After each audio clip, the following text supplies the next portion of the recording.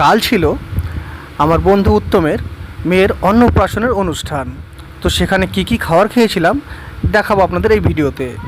এই দেখুন আমাদের ছোট্ট মাম্মাম ক্যামেরার সামনে পোজ দিচ্ছিল আর আমি সাইড থেকে তার ভিডিও নিচ্ছিলাম। আলাদা করেও জায়গা ছিল রিসেপশনের আর কি, কিন্তু আমরা অতটা দেরি করিনি কারণ সাইডে যেতে হতো। বুঝতেই পারছেন কি বলতে চাইছি, তার জন্য ওই গিফটটা নিয়েছিলাম।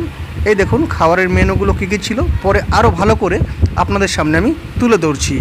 এর ফাঁকেই আমি আবার একটু স্টোর রুমের দিকেও দৌড় দিয়েছিলাম।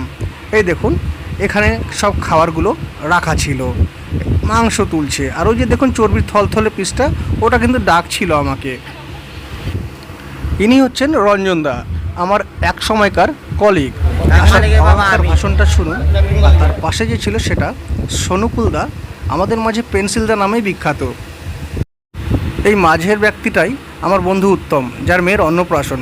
এবারে খাবার টেবিলে পাতা পড়ে গেছিল, একে একে লেবু, স্যালাড, পাট ভাজা দিয়ে দিল এবং আমি তর সহ্য না করতে পেরে অর্ধেক পাট ভাজা মুখে চালান করে দিলাম। তারপরে ছিল আমাদের প্রথম রাউন্ডের খাওয়া, যেখানে আমি পনির সবজিটা মেখে ফ্রাইড রাইসের সঙ্গে মুখে চালান করে দিলাম। তারপরে ছিল মসুর ডাল এবং ছোট মাছের চচ্চড়ি, লেবু দিয়ে হালকা করে ডাল দিয়ে ভাত মেখে চালান করেছিলাম, যেটার ভিডিওটা আসেনি আর কি। এবারে ছিল মাংসর পালা। এই দেখুন লাল লাল ঝাল ঝাল একদম আমার পাতে পড়ে গেল। মাংসগুলো আমাকে ডাকছিল, আয় আয় কাছে আয়। তো ফ্রাইড রাইসের সঙ্গে গ্রেভিটা মেখে মাংসের টুকরোটা ভেঙে একদম মুখে চালান করে দিলাম। মাংসটা ছিল একদম ওয়েল কুকড এবং দারুণ খেতে ভাই। আবার সেকেন্ড রাউন্ডে এসে আমাকে মাংস দিয়ে গেছিলো। বলুন তো এটা কি খাসির চিবি? কমেন্ট করে জানাবেন আমাকে। তারপরে চাটনি, মিষ্টি, সন্দেশ এবং আইসক্রিম দিয়ে দিয়েছিল। এদিকে চাটনিটা আমি মুখে চালান করলাম, তারপরে সন্দেশে একটা কামড় বসিয়ে দিলাম। হাত না চাটলে কিসের বাঙালি ভাই। এরপরে রসগোল্লার সব রস টিপে বের করে দিয়ে আস্তে করে পুরোটাই একদম মুখে চালান করে দিলাম। কার কার রসগোল্লা খেতে ভালো লাগে কমেন্ট করে জানাবেন আমাকে।